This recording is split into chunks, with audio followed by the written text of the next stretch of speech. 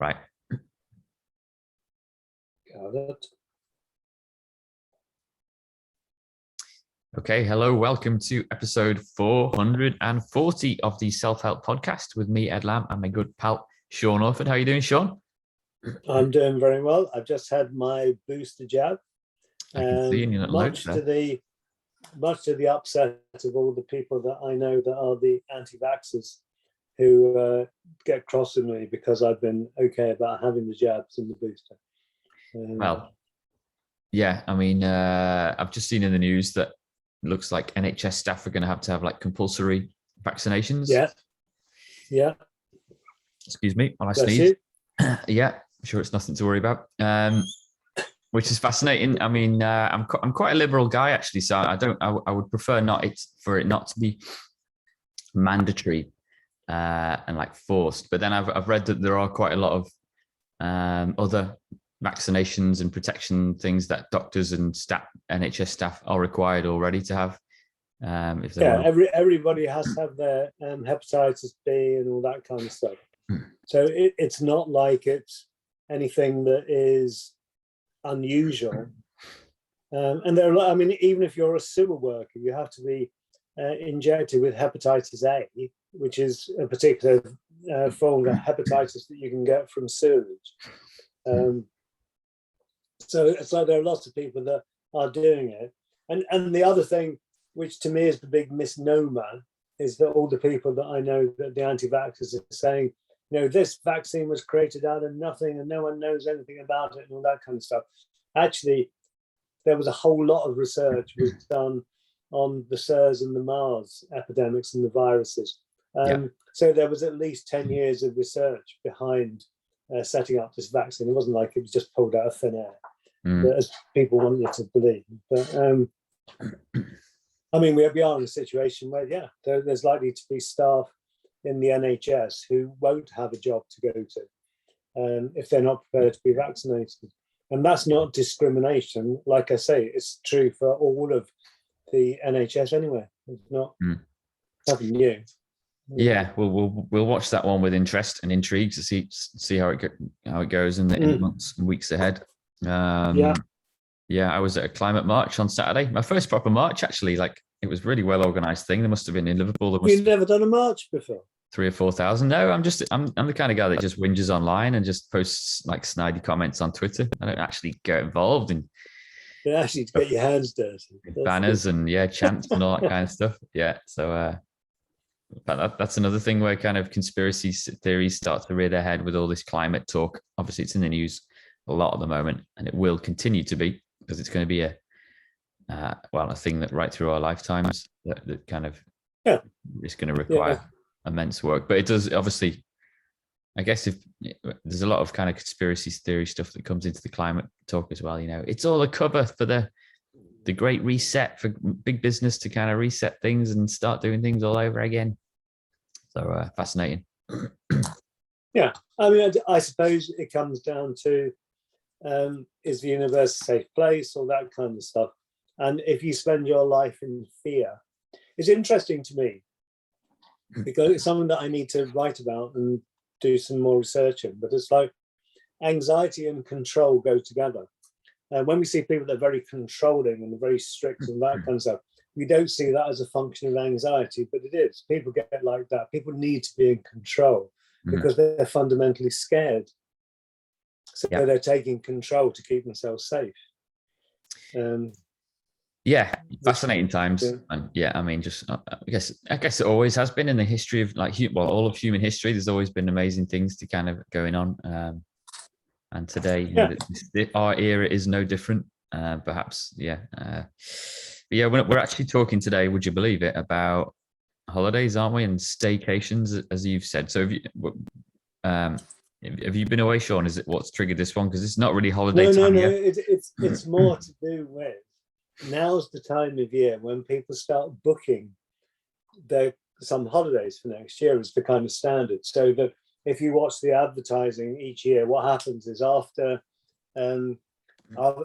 bonfire nights and all that kind of stuff with Halloween, they start to creep in and then mix with the Christmas ads. and then straight after Christmas it really ramps up. But I've got people now who are talking about, am I going to go abroad? What am I going to do? Am I going to book holiday? Am I not going to book holiday? What do you think, Sean? What would you do, Sean? And it's the idea about, okay, do you want to sit on the plane for 7 hours with a bunch of people? Hang on, let me shut the door. Cooper's barking. Yeah. Yeah, go on, keep talking. Well, it's the issue for me of, and again, we're back to good old COVID, is the protection that we have good enough? Is the infection that's out there low enough to make it okay to go traveling again? To me, it's interesting. You go on a train locally, and very few people are wearing masks now. That's gone. Yep. They're saying on some airlines that they're forcing people to wear masks. But when I was working in Doha, when I had my bad carbon footprint, and I was working in Doha 1 week a month, I would come back and I would have what was known as the Qatari cough, which is what I'd picked up on the plane from the air circulating round. And lots of people have that kind of plane flu. And it would take me a week to clear that. And then I'd be in the UK for a couple of weeks, and then I'd do it again. But the idea of sitting on a plane with this going round, and I have to say, shout out to my son Robert and his lovely fiancée Abby. They both come down with COVID, both teachers, and they're in isolation at the moment, and they have been jabbed and everything, but they've still got it. Hopefully they won't get it as seriously as they would have done had they not been jabbed. But it's still active, it's still alive, it's still going around, and it's affecting people that have been vaccinated as well. So how safe is it to get on a plane? Would you get on a plane? Well, yeah, I would. I mean, I have my own reasons for wanting to avoid air travel. My reputation and all that, and genuine concern about the future of the species and all that stuff. But no, I mean, I would get on a plane, and I've been on trains and buses lately with lots of people on board. So yeah, I'm kind of I'm a bit kind of quite gung ho about that stuff. Let's get back to it. I've got no qualms about wearing a face covering if required. All that kind of stuff. So yeah, it's interesting. But I do have family members that are really nervous even now when they have been double jabbed and probably had the booster as well. Very nervous about public transport and going to events where there might be a decent crowd of people. So and I can understand why. Yeah, totally, because it's been a long time, and it's still in the news, obviously, and new habits have formed in people, haven't they? Yeah, and I guess that out of all the people I'm talking to, they do split into two groups. There's the group that give me a bag, let me just grab as much as I can and take me to the airport now. And there's that group, which actually isn't as big in my world as the group that are saying no, don't want to do that. Right. But we'll see how it goes down. A lot of the hospitals around here are on red alert anyway, because they're starting to fill up. And we haven't got into it yet. We haven't got into the fullness of the... No. But I mean, the blog post you've written is more about kind of, that idea of booking holiday and whether we need to go quite as far as we might have been used to in the past, So again, I have my reasons for wanting to stay a bit more local, but I think your blog post is more about, why do we need to travel so far and spend so much money to escape the place that we live in and inhabit on a daily basis? It's quite fascinating, really, isn't it? But I mean, when we go for walks, we'll go for a walk around the Marine Lake down in West Kirby and looking at the sunset. And we'll say to each other, if we were looking at this in Italy, we'd go, wow, isn't this amazing? And feeling like it was more amazing than being at home. Whereas actually looking at it, it's amazing. We do live in an amazing place, in an amazing country. Yeah. And if global warming is real, then the chances are that the summers are going to get a bit warmer anyway. So maybe the thing that people say, well, I go above the sun, Well, maybe won't be that necessary. yeah, You know? I'm not sure you're even allowed to say if it's real anymore. It's like, because I mean, I've shut the door now because Cooper's barking away at the squirrels and stuff. But it's we're getting into sort of mid-November now, and I'm still sat here working with the patio doors open. So that's a bit strange. Yeah. Yeah, I mean, I guess, I can see, I think taking a holiday and taking a break from your work and your life isn't something to be ashamed of, because we all do need to take breaks, and we need to see new places, don't we? And we need to Yeah. have new experiences to kind of keep our minds fresh and alert and alive to new things. Yeah. So I agree. We don't need to feel guilty about getting away for 2 weeks. I guess where the concern or the worry can come in is that if you're spending 50 or 48 weeks of your year in misery, and you're desperately looking forward to like that 2 to 4 weeks of happiness, then there's not a great balance there in your life, is there? I think there's probably other things in your life that need to change other than having a holiday, if that's the case. Yeah, but for a lot of people, that's how it is. It's you kind of work your backside off and you get your 20 days or 25 days holiday allowance that you'll use a few of them for.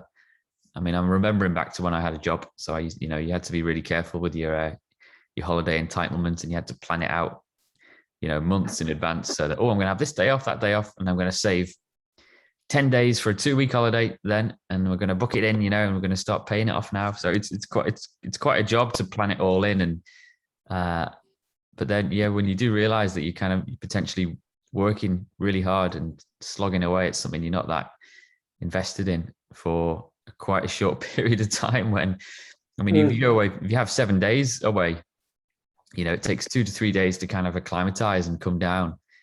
And then you've got maybe 2 days in the middle where you're really switched off, and then you're kind of getting ready to go home again, aren't you? So I don't know, just it's not massively healthy. Is that fair to say? No, but I don't know whether our attitude to holidays will change because of all this.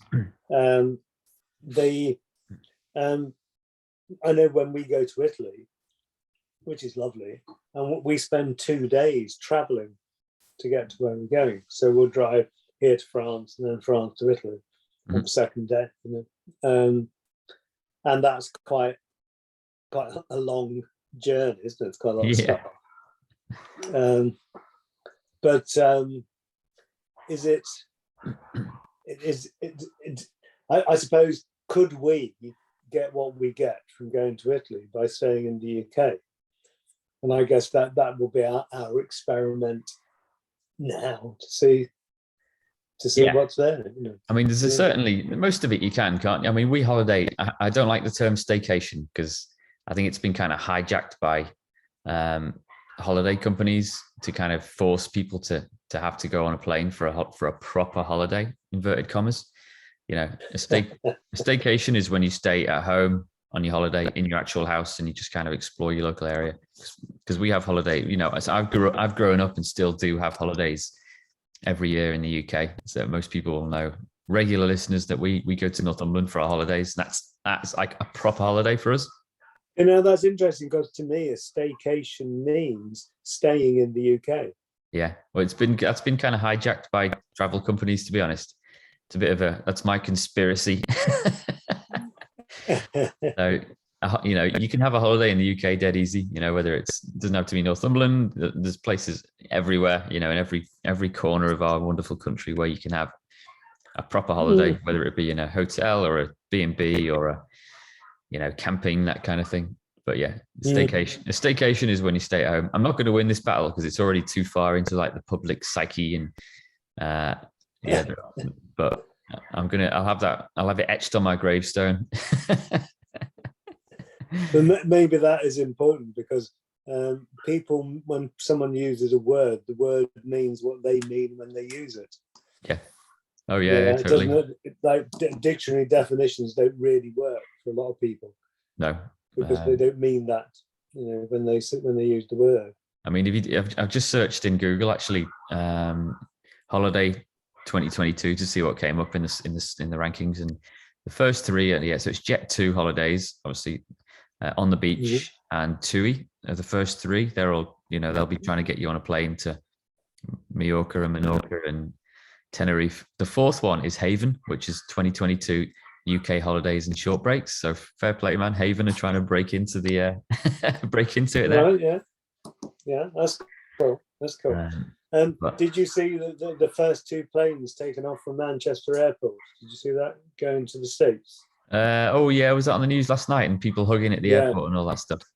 Yeah, so it was first two planes. I think it was a Virgin Atlantic and another one, I don't know. But the two of them, it was like, woo,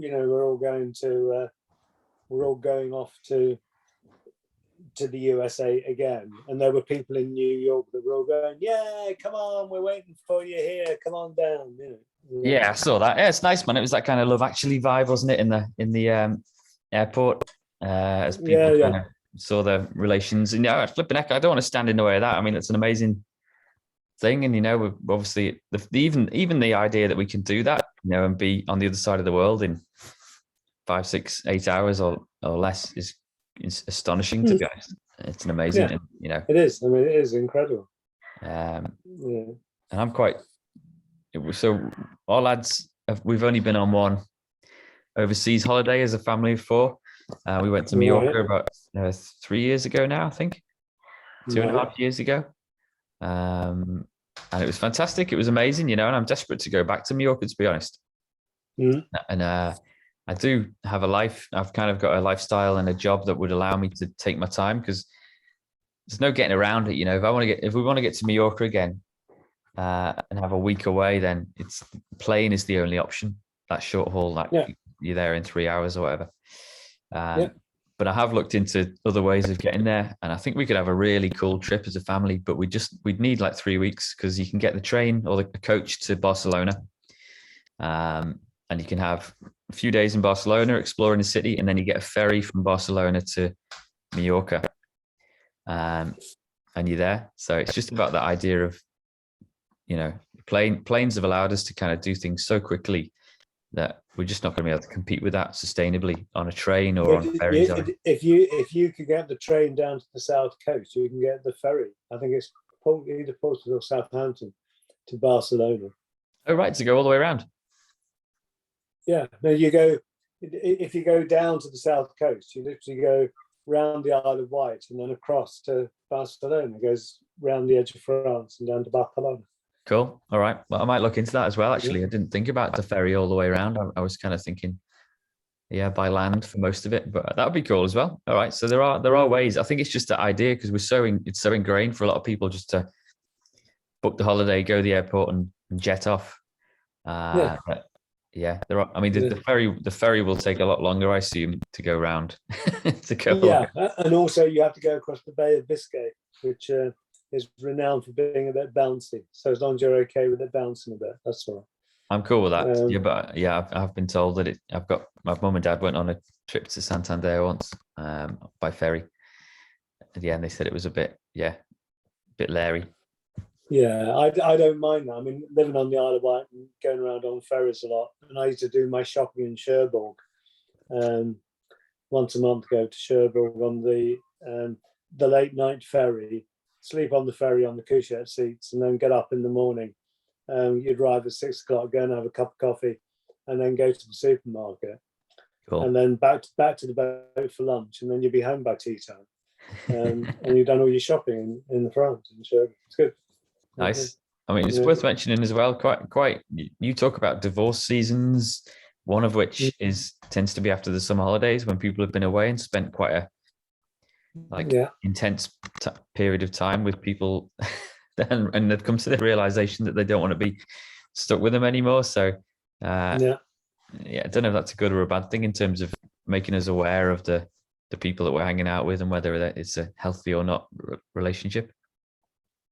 But it's a bit like you saying about if people are having a really bad time for 48 weeks of the year, and then they go and have 2 weeks off. It's like maybe we need to be working at making the relationship better, and then maybe we can enjoy the holiday more.